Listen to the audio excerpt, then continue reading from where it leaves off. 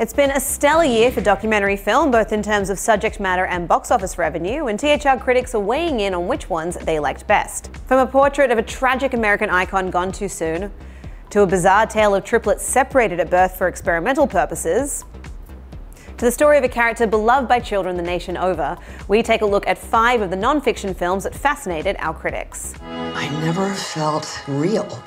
I just thought, I've got to find who I really am.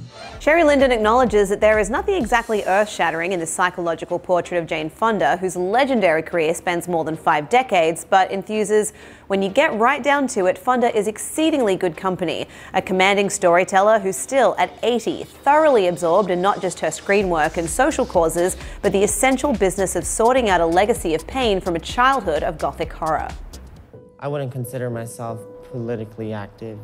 It just seems like a lot of fighting. A lot of fighting.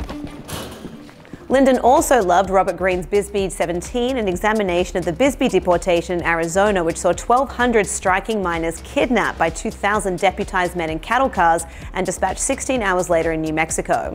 Says Linden, Greene's bracing doc, a sort of dark, stylized American answer to the doc's Better Colo about an Italian town's tradition of staging annual plays about itself, stirs up questions rather than answer them, and its contemporary resonance couldn't be clearer. People think it's so easy, and it's not. You got class, you got something around. According to David Rooney, Kevin McDonald's haunting, richly contextualized documentary portrait celebrates the pop supernova who became a one-woman hit factory in the 80s and 90s.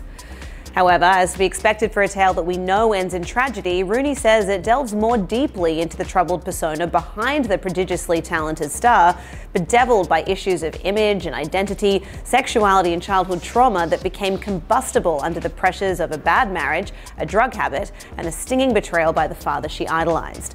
All in all, Rooney praises the film as an American tragedy explored with sensitivity and probing complexity.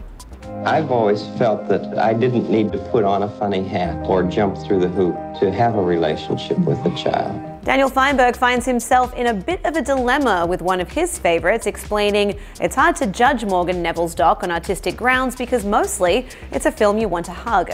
Speaking of the film that celebrates adored children's television host Mr. Rogers, who wanted to help children through some of the difficult modulations of life, Feinberg raves, over and over, clips prove the faith Rogers put in kids, and again, the doc features shots of worshipful fans interacting with him that prove his confidence was rewarded.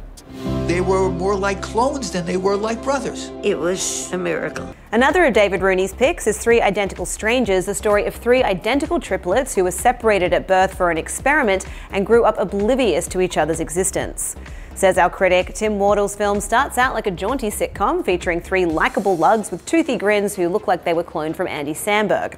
But as the euphoria of reconnection subsides and disconcerting questions arise, a mystery freighted with disturbing ethical violations unfolds. This is a distressing story touched by tragedy told in a brisk, absorbing package. To read our critics' full list of their choice for the 10 best documentaries of 2018, head to THR.com. For the Hollywood Reporter News, I'm Lindsay Rodriguez.